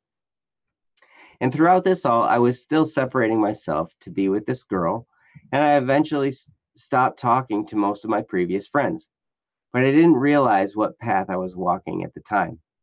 Finally, shortly after Thanksgiving of last year, we got into a massive fight and I came to my senses. I broke up with her, which was very hard because she cried a lot and kept texting me. I told her that I would still be friends with her, but after the 4th time of her trying to get back together with me and her screaming, crying, and telling me how much of a horrible person I was for not getting back together with her, I stopped. All the friends that I hadn't ended up leaving were also her friends, so they stopped talking to me. So, after 8 months of dating her, I lost everything for the second time in high school. I tried reconnecting with some of the people I had left earlier in the year to be with Haley, but I wasn't very successful with any of them. Luckily, my best friend, who at this point I have almost known for 5 years, was very accepting of me and was just happy that I was back. I ended up meeting some new people through him, and they are the people that I primarily hang out with, which is nice, but I still have so many regrets from those 8 months that I spent dating Haley. I regret almost everything I did from the time I met her to the time that we broke up, and the following weeks where she tried to get back together with me. I know this is a long story, but I just want some help moving on from my mistakes. And that is from Cody, or Kudini, as is named on the bss.studio website. So wow, I can feel your pain on this one. Yeah, it's pretty relatable. I know this is tough. But yeah, Ryan, I want to collect my thoughts and let you start talking. So go for it. Yeah. First of all, I just want to say thanks to Keaton for responding to that message already. I'm sure they had a lot of really good things to say. I skimmed through it briefly. I don't know if you've read it, Cody, but if you, I would encourage you to check it out if you didn't know that Keaton posted a response. So yeah, check that out. Continuing on, yeah, super relatable, dude. And I mean that could happen to anybody, and that has happened to many people before. And yeah, I've seen it happen. I've done things like that, at least in part. Um, yeah. So the way humans are, unfortunately, is a lot of times, when we get that in love sensation, it's not true love. It's, I would call it in love. Our minds become obsessed with a person. It can happen with objects too, but it become like really obsessed with a person, so much that you follow them and you start to chase that thing. You start to change yourself in ways that are destructive just so you can be with that person, so that you think you can be happy, but it doesn't bring you that, right? Excuse me. And so I can totally relate to that. Um, and that is super normal and super human. So what I'm going to say is basically going to be targeted at the end of your statement here. I know this is a long story, but I want some help moving on from my mistakes. I think that's you've already got the main thing down. You can see this whole experience and you can look at it and say, okay, I really messed up. And here's two things. One, a mistake isn't just you messing up, but it's also an opportunity to grow. What you've seen here firsthand is an example of what our minds can do to us when we chase after pleasure. And you now know that.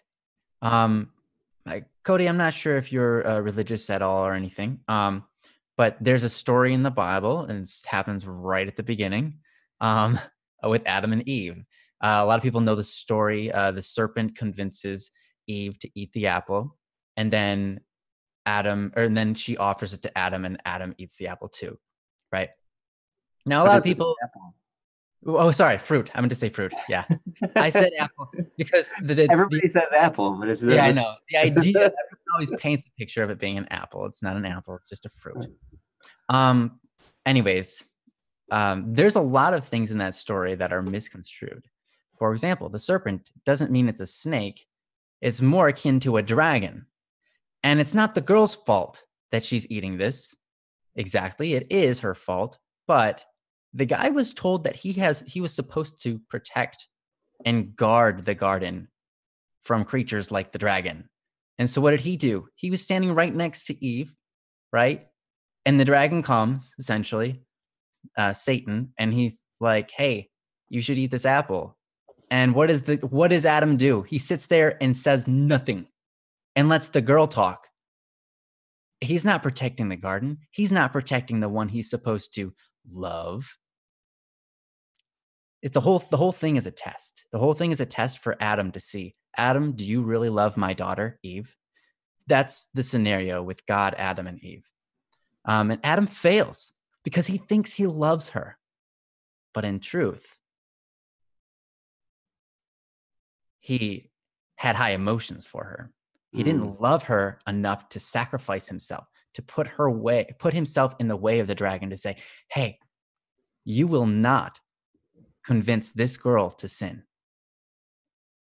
I will stand here and guard her, and I will guard this garden as I was told to. It's a test of love, and he failed. Okay. And here's the thing, though. The reason I bring this up is because in that story, they are also learning how to love, right? They've fallen short. But through that experience, now they realize what love is not. But now they can move on from that and realize what love is. And you have that opportunity before you. If you dwell on your issues, right? And you say, oh, I messed up. I lost all of these things, then it's going to be really hard to get through it. But if you can see the good that it's created in you and how it's strengthened you, it's going to be a lot easier to get over it and forgive yourself, because now you've made what is bad into something good. The whole story of the Bible is God taking the scenario where something bad happens. Adam and Eve sin. But then later on, Jesus comes and he does the right thing, the actual loving thing. He dies for the people to protect them. He dies for the people because he loves them so much, he gives his entire life for them. And that's the story of salvation history, right? And that's the story of love that the Bible is trying to teach us. The whole Bible is really just a giant book of love. It's a wedding. It's many things. All right. But anyways, the important thing is that you have to love yourself also. You have to be able to forgive yourself. How do you forgive yourself? That's the main question here.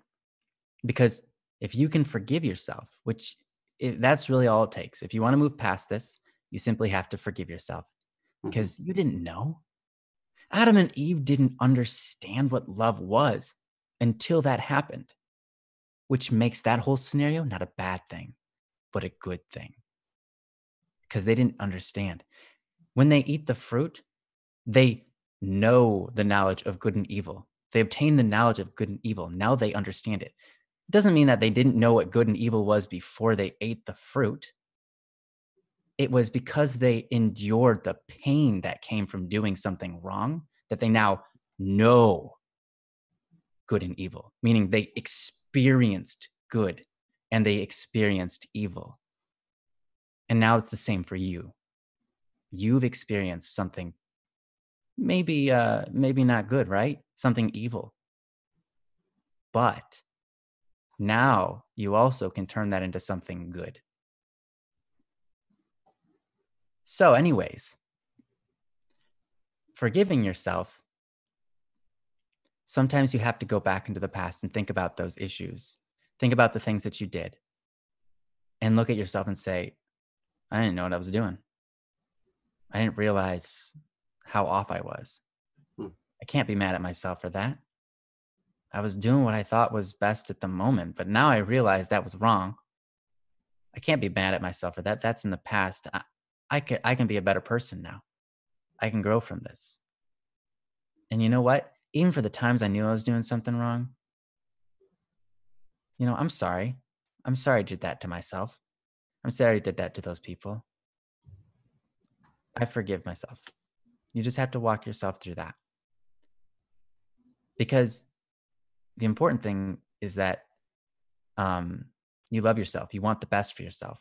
And forgiveness, if you hold a grudge against yourself, right, that holds you back from that holds you back and it fills your mind with bad emotions, bad intentions, and bad desires.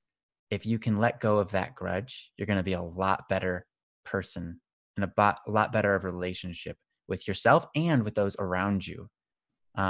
So just taking a step back, looking at your mistakes, going through them, walking through them, and then saying, I forgive you. I love you and I forgive you. And that's going to be my best advice. So anyways, a lot of that came from Joe. So if you liked any of that, that was Joe's response. My response. You're welcome, Joe. Perfect. That's what I was going to say. Got it. No. Interestingly enough, this was an 8-month time period of your life, Cody. So I know that the younger I was, the longer period of time 8 months seem to be. That's true. But the older I get, and I'm getting old, 8 months feels like nothing. 8 months is like whatever, big deal. And I heard a guy talk about, this is in the context of marriage, where they're like, for better, for worse. Sometimes sometimes it's for worse for a while.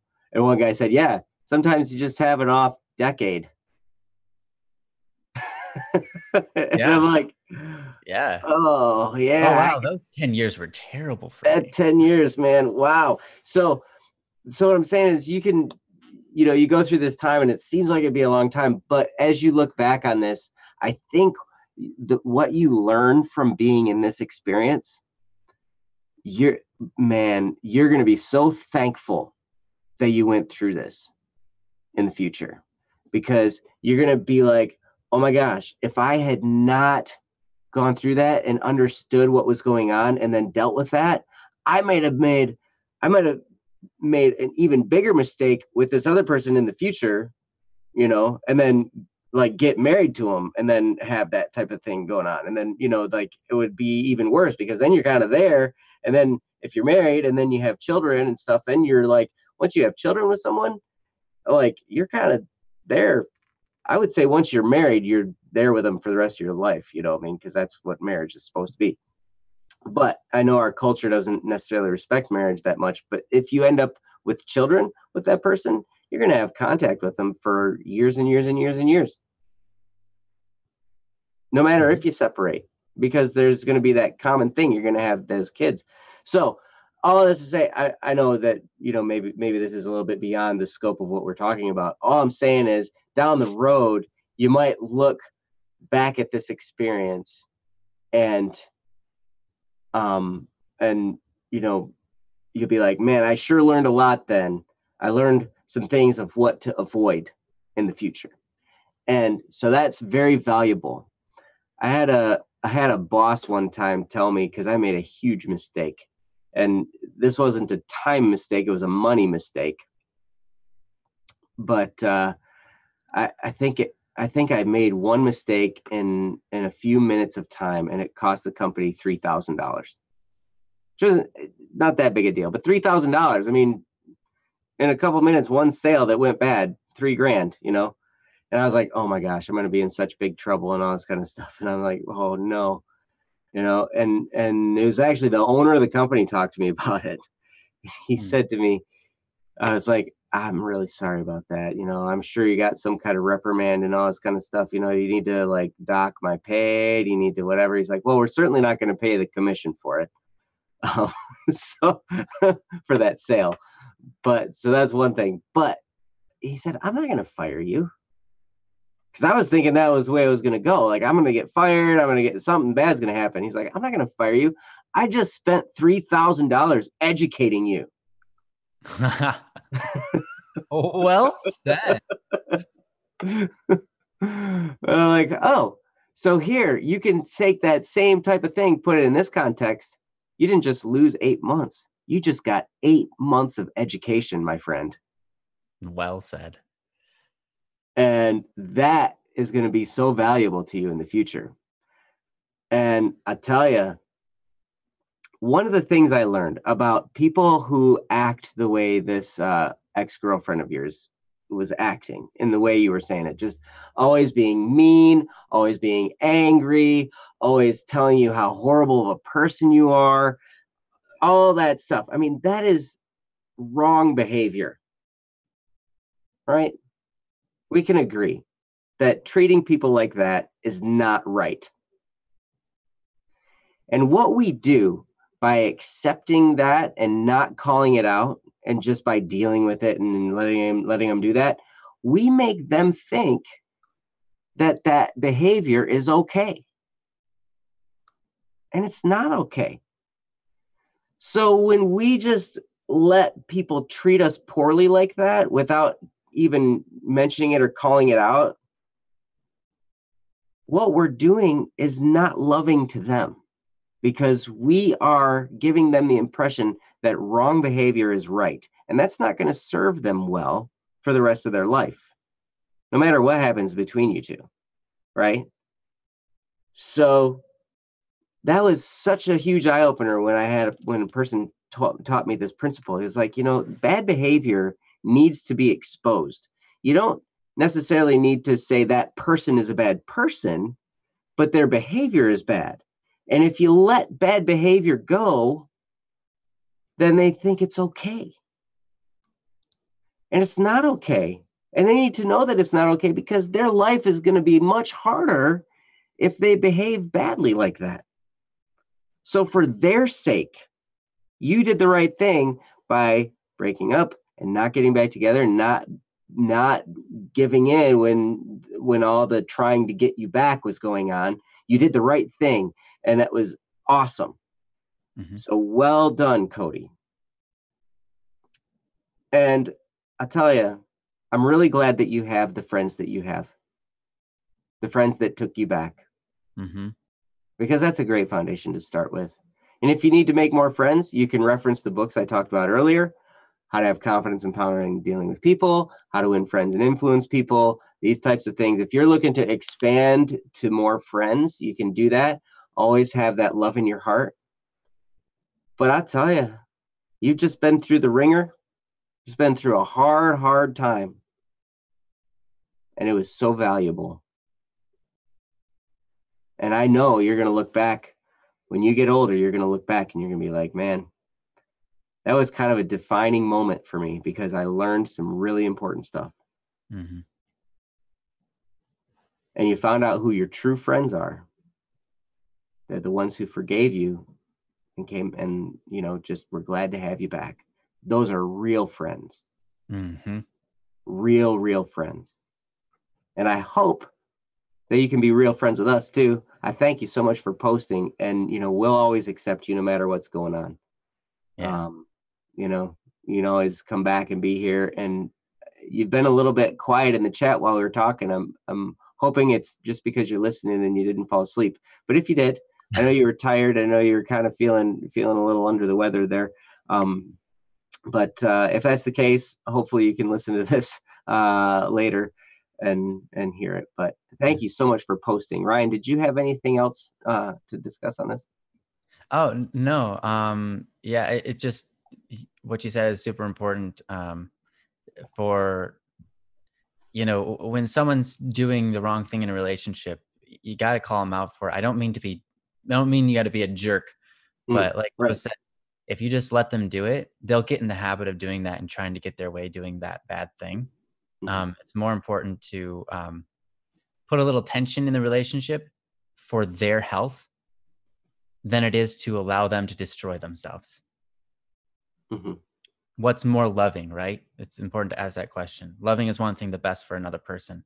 Sometimes you got to have tough love. But yeah, I'm really glad you touched on that, Joe. That was super, super great. And I love this saying these 8 months of training, 8 months of, that's awesome. That was great. But anyways, yeah, thank you. Thanks so much for sharing this with us, Cody. And I'm glad to know that you're on the other side of it now. And hopefully you can forgive yourself quickly and easily and not hold a grudge against yourself for too long. Yep. So thanks, Cody, again. And I think we're a little bit beyond the 2-hour mark. Yep. That's true. And I think we're about to get a message from Jesse. Yeah. He just made his voice audible. But he didn't say anything yet. He hasn't said anything. Like a lot of times we have that producer. Oh, you know what? We gotta give a shout out. Jesse is our producer for the live streams. Thank you, Jesse. You guys, a lot of you guys know him already. He's so awesome. And yeah, I mean, we came on today. It's like, hey, the screen's all dark. We're like, oh, because we don't actually get to see the YouTube stream. Yeah. We just we're just kind of trusting, and hopefully it goes through all good. He's the one taking care of putting the comments on there for or the topics. And yep, the current topic. Yep. Special shout out to Princess, who's been uploading those comments to the website for us that happen in the chat for people's concerns and worries. for awesome hostess, and Cody as well for being a nice host as well, and welcoming everybody here. Special thanks to everybody for sharing the love and just continuing to keep this community such a wonderful, beautiful place to just come and enjoy and be uplifted. Yep. We got some great people along with us, and you guys are amazing. Everybody that's in the community, wow, you guys are just so good at surrounding everybody with love. And Charlie R, I see you there, and you are up next, but we're at this point and I'm like, I really want to make sure we do yours justice. So please come on Friday, and I'll be happy to walk through your post as well. It's really nice to see you here too. Yep, absolutely. So we do have quite a list. We've got Akil, Vay, Amira. We got another one from Cody. We've got Yuseli, and so many of you I saw here. Charlie R. So all of you guys, Keaton, you can ask. We won't be able to answer it on this stream. But yeah, feel free to ask, and if it's something you want us to handle on the stream, you can post it on the website. You know where to go, because you were posting already, you were posting in there. So yeah, and the questions and topics from the live stream, I will put it up there again, just to be sure that everybody can see it. So if you have something to ask for the next stream, feel free to post it either in the chat. Oh, Princess did it for us. Yep. Awesome. And I also want to emphasize anonymous. You can post anonymously. You can send us an email, dww@bss.studio. You can direct message Ryan or I in the Discord, or send us a message at bss.studio. Just click on the little mail thingy, or go to our profile and then send a private message. That way you can do that as well. So that's if you want to remain anonymous. There's all kinds of ways to get in touch with us. So thank you guys again for being here, and thanks for all the love. You guys are so amazing.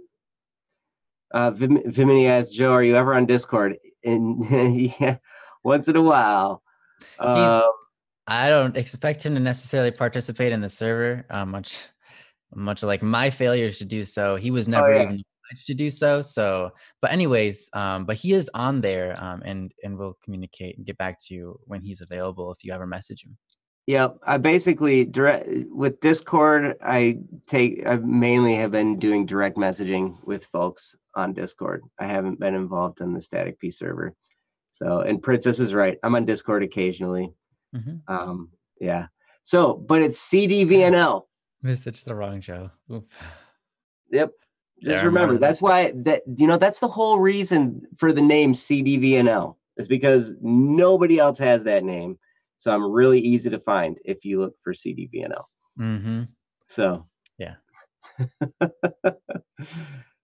Great. But yeah. Oh, you could say there's also slightly above average Joe too. He's good.